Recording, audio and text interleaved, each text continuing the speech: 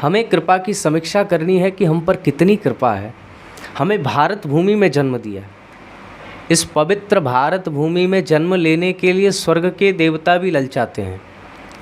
अहो अमीशाम किमकारी शोभनम प्रसन्नयेषां स्वदित स्वयं हरि यही जन्म लब्धम नृषु भारताजिरे मुकुंद सेवो पथिकम स्पृहाहीनः।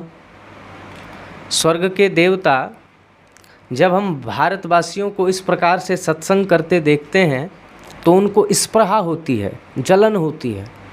कहते हैं हे विधाता, वो दिन कब आएगा जब भारत के आंगन में हम भी जन्म लेकर के विचरण करेंगे। क्यों भाई, उन्हें क्या कमी पड़ रही है वहाँ? हमसे तो ऊपर बैठे हैं, हर मामले में हमसे आगे हैं, फिर उन्हें हमसे जलन क्यों हो रही है? भाई अपने से बड़े को देख कर के तो ईर्ष्या होती है, पर उनके पास किस चीज़ की कमी है जो यहाँ आना चाहते हैं? भाई हम लोग ऊपर स्वर्ग में जाना चाहें तो ये बात समझ में आती है, लेकिन स्वर्ग के देवता हमारी भारत भूमि में नीचे उतरना क्यों चाहते हैं? एक उदाहरण से समझेंगे। एक राजा ने सारी प्रजा को बुलाकर अपना खजाना खोलते हुए कहा, जिसको जो चाहिए ले जाओ, आज सारी प्रजा के लिए मेरा खजाना खुला हुआ है। और महाराज के खजाने में केवल लोहे के बर्तन और चांदी के बर्तन थे। तो जो पहले नंबर पर आया उसने चांदी पर हाथ जमाया, और बाद में जो आए बेचारे जो ही राम सो ही राम, जो मिल जाए वही सही महाराज, चांदी नहीं तो लोहा ही सही। लोहा लेकर संतोष करने लगे। राजा ने घोषणा की, अब चांदी वाले सब चले जाओ और लोहा वाले जो हैं वो मेरे पास एक एक करके आ जाओ।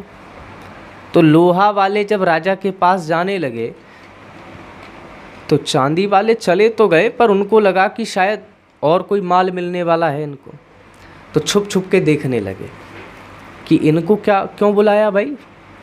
अब राजा के हाथ लग गई थी पारसमणि, तो राजा ने सबके लोहे से रगड़ना चालू किया तो सबका लोहा सोना बनता चला गया। अब चांदी वाले सब सिर पकड़ के बेचारे दुखी हो रहे हैं कि राम राम हैं, हम तो बड़े घाटे में पड़ गए। पारसमणि के स्पर्श से लोहा सोना बन जाता है। तो अब चांदी वालों को इसलिए जलन हो रही है क्योंकि जो लोहा था वो सोना बन गया और हम तो बहुत पीछे रह गए घाटे में। उसी प्रकार मनुष्य शरीर लोहे के समान और देव शरीर चांदी के समान। तो लोहे से चांदी कीमती है, ऐसे ही मनुष्य से देवता श्रेष्ठ हैं। लेकिन इस मनुष्य रूपी लोहे के साथ किसी संत रूपी पारसमणि का स्पर्श हो जाए महाराज, तो यही मनुष्य का लोहा खरा चमचमाता सोना बन जाता है।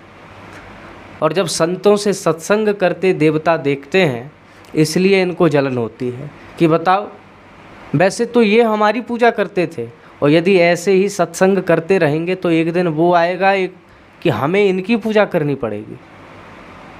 अपने नीचे काम करने वाला अपना अनुचर किसी आरक्षण का बल लेकर अपना ही अधिकारी बनकर के ऊपर आ जाए तो मूड तो खराब होता ही है।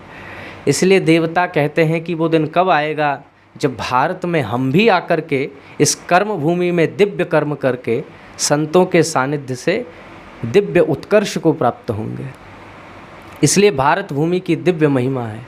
भारत में जो है वो स्वर्ग में नहीं है। क्या नहीं है? बोले न यत्र वैकुंठ कथा सुधापगा न साधवो भागवतास्तदाश्रयाः न यज्ञ यज्ञेश मखा महोत्सवाः सुरेश लोकोपि न वै ससेव्यताम्। स्वर्ग के देवता चाहें कि चलो हम भी सत्संग करें, कथा वार्ता सुने, तो वहाँ कथावाचक कोई नहीं जाता। देवता बेचारे अमृत का कलश लेकर आए थे ना सुखदेव जी के पास कि ये अमृत आप परीक्षित को पिला दो, पर ये भागवतामृत हमको पिला दो।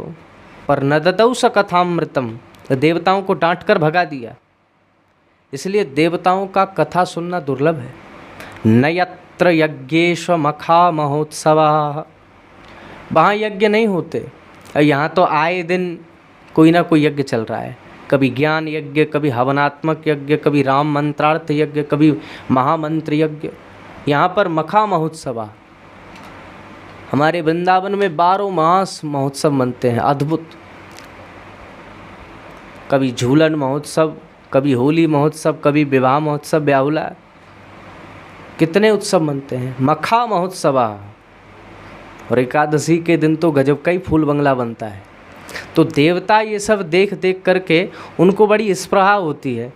इसलिए हम लोग बड़भागी हैं जो भारत भूमि में प्रभु ने हमें जन्म दिया है। बोलिए भारत माता की जय।